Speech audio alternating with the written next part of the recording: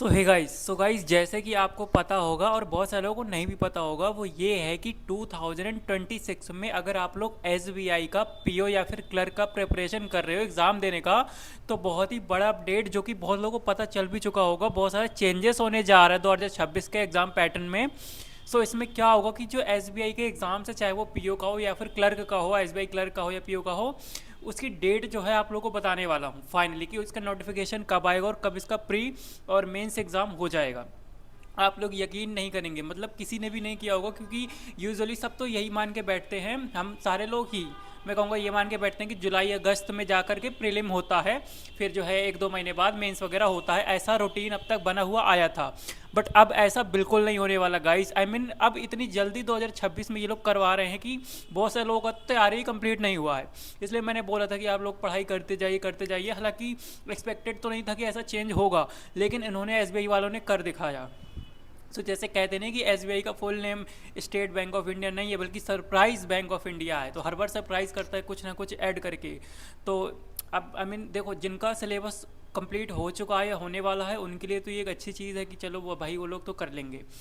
इस बार इसमें इस एग्ज़ाम्स में होगा क्या, बेसिकली जो नए जो एस्पिरेंट्स हैं वो तो नहीं देने वाले, क्योंकि अगर जिनका सिलेबस ही कंप्लीट नहीं हुआ वो लोग क्यों ही देंगे एग्ज़ाम। बेसिकली जो पुराने हैं, जिनका नहीं हो पाया था एग्ज़ाम, वही लोग यहाँ पर देने वाले हैं, जिससे कंपटीशन बढ़ेगा।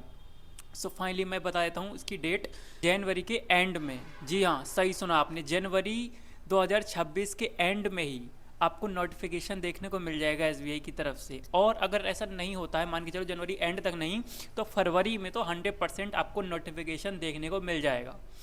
अब बहुत सारे लोग जो है स्टार्ट ही जनवरी से कर रहे हैं पढ़ना, है ना, तो भाई उनके लिए तो चांस नहीं है कोई भी 2026 का।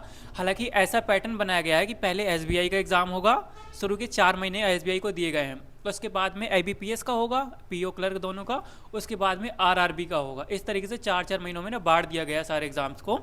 तो ये एक अच्छी चीज़ भी है, जो लोग मतलब एसबीआई का ही करना चाहते थे या आईबीपीएस का ही करना चाहते या आरआरबी का ही करना चाहते हैं उनके लिए। बट उनके लिए अच्छी है जिनका सिलेबस कंप्लीट हो चुका है। जिनका नहीं हुआ है उनको फिर इंतज़ार करना होगा। आई मीन आईबीपीएस का एग्ज़ाम दे सकते हैं जिनका नहीं हुआ है, क्योंकि उसमें अभी टाइम है, जून जुलाई के आसपास उसका होगा, तो उसमें अभी टाइम है। और आरआरबी का उसके भी बाद होगा, तो ये उनके लिए। बट जो लोग एसबीआई में ही करना चाहते थे, तो उनके लिए ये प्रॉब्लम वाली बात है कि आपको जो है इसमें प्रॉब्लम आ सकती है अगर आपका सिलेबस कंप्लीट नहीं हुआ है। तो अगर मैं एक चीज़ आपको बोलूँ, ठीक है, तो अगर आपका सिलेबस हो गया है तो दे सकते हो, बट जैसा मैंने बताया कि कंपटीशन तो रहता ही है एसबीआई में।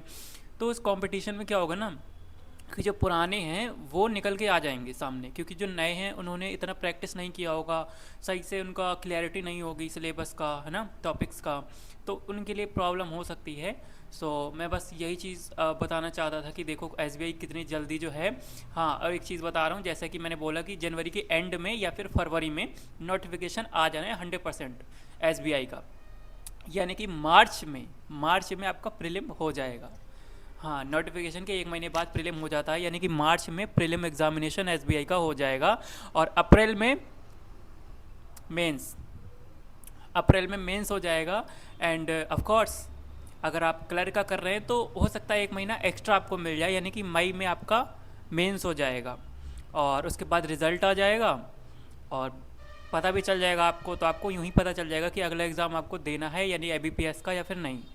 तो पहले एसबीआई का हो जाएगा तो आपको पता भी चल जाएगा। तो ये एक चीज़ थी, थोड़ा सा शॉकिंग तो है, मतलब जिनका सिलेबस नहीं हुआ है वो तो देंगे ही नहीं, शायद अगले साल के लिए तैयारी करें, या फिर आईबीपीएस या आरआरबी में बिल्कुल आप दे सकते हैं, क्योंकि तब तक इसके लिए टाइम है। बट मैं यही कहना चाहूँगा कि आप लोग जो है प्लीज़ अपना हार्ड वर्क करो। अभी भी देखा जाए तो 2 से 3 महीना तक है, तो अगर आपने स्टार्ट कर दिया है तो 2-3 महीने में जितना खींच सकते हैं सिलेबस को खींच लीजिए, क्योंकि ये ज़रूरी है। एंड प्रैक्टिस करते रहिए, जो कि बहुत ज़रूरी है। और क्या कहना है आपको, कैसा लगा, आप रेडी हैं या फिर नहीं है एग्ज़ाम के लिए, मुझे कमेंट में बताइएगा।